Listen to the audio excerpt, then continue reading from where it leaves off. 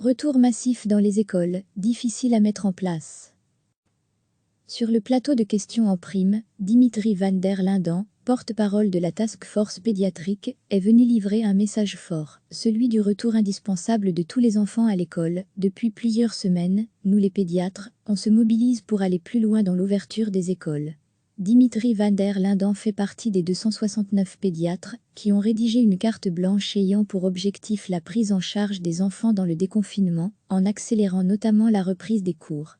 On demande un certain assouplissement des règles, parce que dans l'état actuel des choses, c'est impossible de faire revenir les enfants dans des conditions pareilles, dit-il. Le manque de locaux pour accueillir les enfants est un exemple parmi d'autres. Dimitri van der Linden cite également une mesure qui, selon lui, n'a pas de sens. La fameuse mesure des 4 mètres carrés n'est pas basée sur une mesure scientifique. Le pédiatre plaide pour la mise en place de bulles, adaptées à la taille des classes. Ce qui permettrait une bonne gestion, même en cas de nouvelles infections.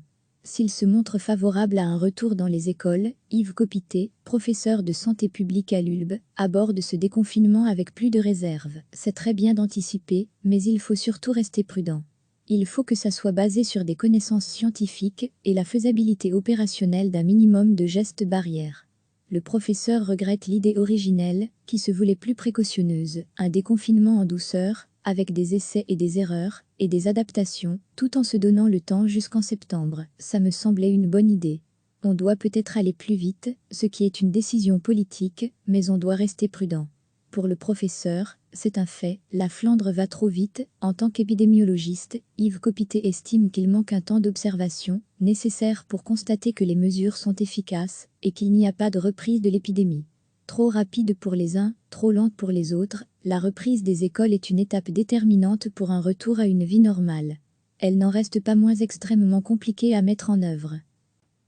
Sur le plateau de questions en prime, Dimitri van der Linden, porte-parole de la Task Force pédiatrique, est venu livrer un message fort, celui du retour indispensable de tous les enfants à l'école. Depuis plusieurs semaines, nous les pédiatres, on se mobilise pour aller plus loin dans l'ouverture des écoles. Dimitri van der Linden fait partie des 269 pédiatres qui ont rédigé une carte blanche ayant pour objectif la prise en charge des enfants dans le déconfinement, en accélérant notamment la reprise des cours. On demande un certain assouplissement des règles, parce que dans l'état actuel des choses, c'est impossible de faire revenir les enfants dans des conditions pareilles, dit-il.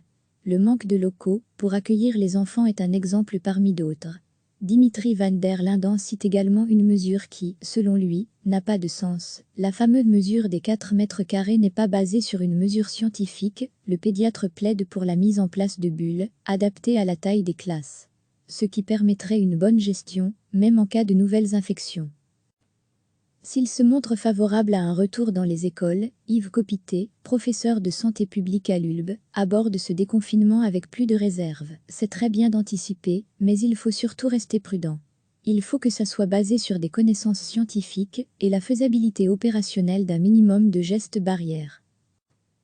Le professeur regrette l'idée originelle, qui se voulait plus précautionneuse, un déconfinement en douceur, avec des essais et des erreurs, et des adaptations, tout en se donnant le temps jusqu'en septembre. Ça me semblait une bonne idée. On doit peut-être aller plus vite, ce qui est une décision politique, mais on doit rester prudent. Pour le professeur, c'est un fait, la Flandre va trop vite. En tant qu'épidémiologiste, Yves Copité estime qu'il manque un temps d'observation, nécessaire pour constater que les mesures sont efficaces, et qu'il n'y a pas de reprise de l'épidémie. Trop rapide pour les uns, trop lente pour les autres, la reprise des écoles est une étape déterminante pour un retour à une vie normale. Elle n'en reste pas moins extrêmement compliquée à mettre en œuvre. Cliquez sur s'abonner pour recevoir les dernières nouvelles.